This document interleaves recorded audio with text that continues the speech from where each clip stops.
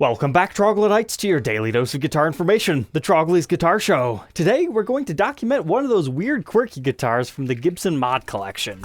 So in case you're not familiar, every week I do a recap of the mod collection demo shop that Gibson does, and that's where they take guitars that weren't necessarily first quality, they modify them or just sell them as is, generally at a discount, and people go crazy for them. There's some really cool ones, there's some kind of questionable ones, and while I won't say that this was my favorite one that they've ever made, I needed to document this because it was so strange. So what guitar are we talking about today? Well, I think you saw it in the title.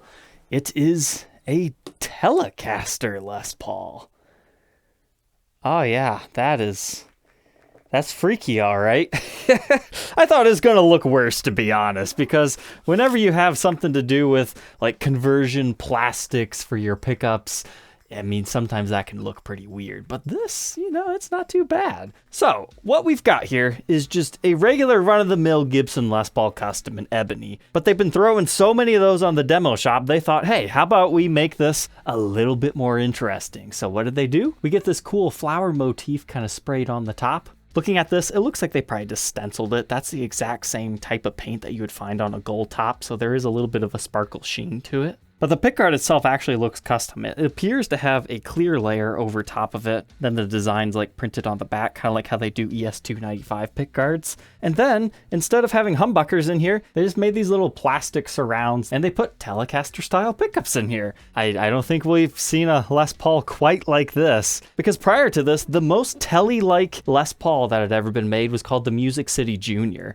It had two P90 pickups in it. It had an ash body. It had a B bender in it. Those things are weird. I still need to document one. But just as a fun story, I tried getting Gibson to make me like a made-to-measure custom shop type thing just like this, like Telecaster. I also asked them to do like Jazzmaster pickups, but they said, no. So that's why when this thing came up, it's like, all right, let's do it. And the other reason why I got this one is because I happened to be able to get number 1 out of 5. That's right, they've made 5 of these. At the time of recording, we've only seen 3 of them show up, so I mean, if you want one of these, stock the mod collection when it updates on Wednesday, and you might just find 2 more of these. So far, I saw one get shared to a Facebook group, and then the other one was thrown up on Reverb. So if you want to buy this from me afterwards, it'll be on my website. But we've got all our regular stuff here. Gibson COA, a normal warranty evaluation, and a regular custom shop case here. So without any further ado, let's throw this thing on the workbench to take a look at its individual parts and specs, and then we will get to a playing sample to find out what does the Telecaster Les Paul sound like.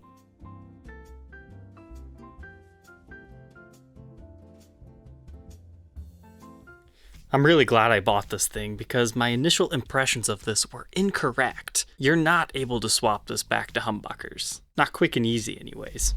So underneath here, what they actually had to do is they had to plug the holes for the original humbucker rings. So this Seymour Duncan hot single actually mounts just slightly below the other one. So not that big of a deal, you'll just have to re-drill. As far as specs here, a modern day custom gets a long neck tenon, as we can see right there. As per usual, we don't get to see the maple top. Now it seems to me on this one, they could have got away with just drilling these holes just a little bit further up to match the initial ones, but it just would have looked a little bit weird.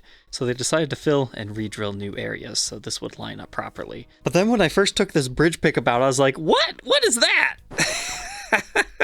Looks like a piece of cake. They had to take a small bite out of the guitar, and now we can actually see the maple mahogany cross section right there. So why did they have to do that? They had to do that because of this area right here on this pickup, because they needed just a little bit more room to get this thing to fit in like normal. So because they're Gibson, they can get away with doing stuff like that. Don't you do that to your Les Paul, because then your value will just be shot out the window. Mod collection demo shop stuff gets spared from all that devaluation and gets a premium, because that's what the market has decided. Other than that, nothing too fancy in this cavity, and you can see the backside of the hot single right here.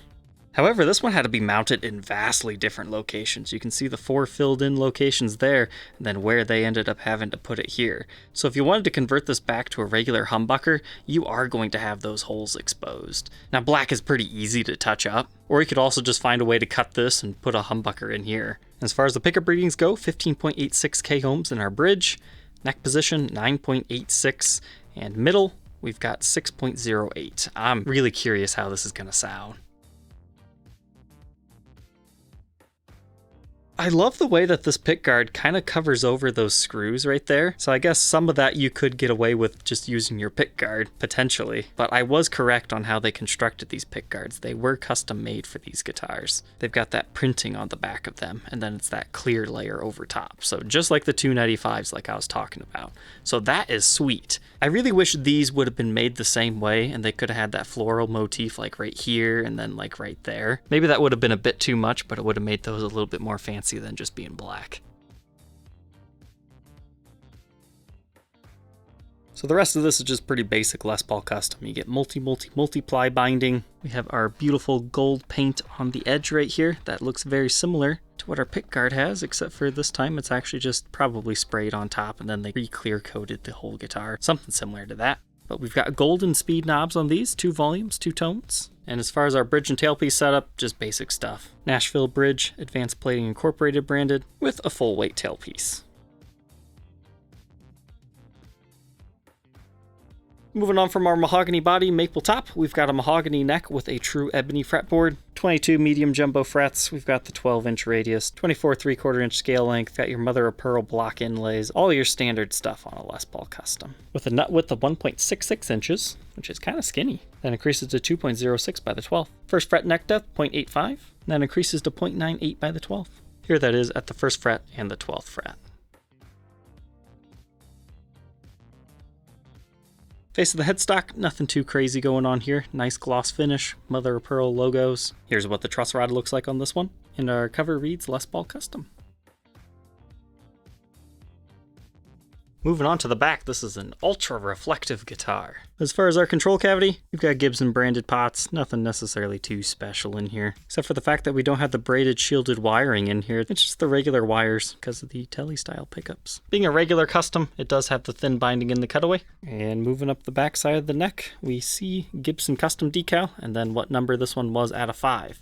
Now there's also a possibility that we won't see the other two, because here's what Gibson's been doing. They release some of them to the mod collection, and then the other ones go to the Gibson garage. Just like any leftovers from the demo shop, after 1 week has passed, they pull them and they put them into the Gibson garage to see if anybody wants to buy them there. And sometimes the garage just gets their own custom stuff, like there's some 350Ts that we need to talk about in a Rock or Not episode here in the future. But yeah, I picked up number 1 because I thought it was cool. It's bragging rights. And I wanted to document it anyways, but this one dates to a 2021. And we've got the gold Grover tuners. All said and done, how much does this one weigh? Looks like almost 10 pounds, 9 pounds, 11.4 ounces.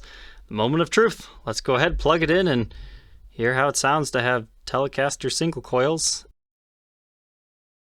All right, here's the moment of truth. I'm hearing it the first time with you guys. What on earth is this gonna sound like? Like a Tele? Let's find out.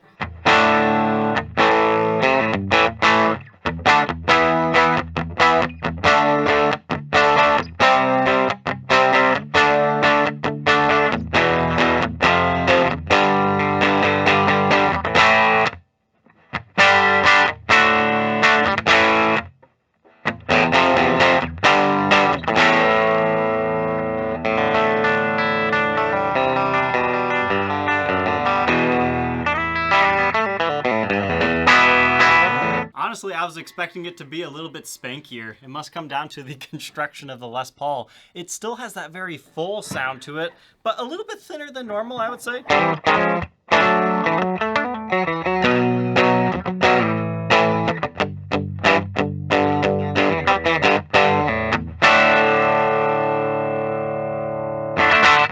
All right, let's try the neck pickup.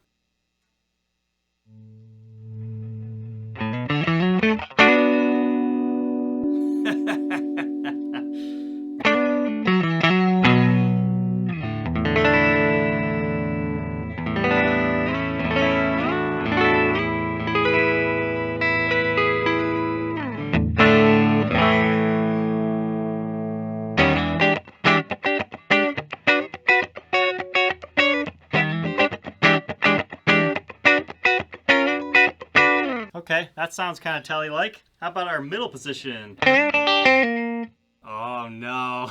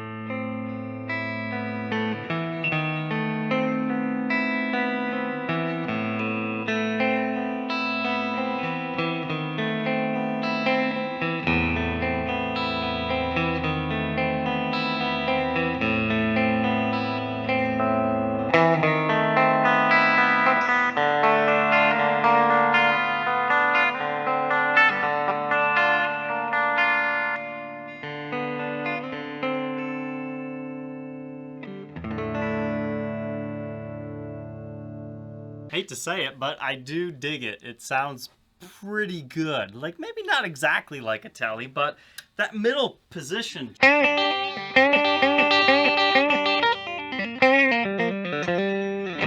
That's pretty convincing to me. Let's try it with some dirt.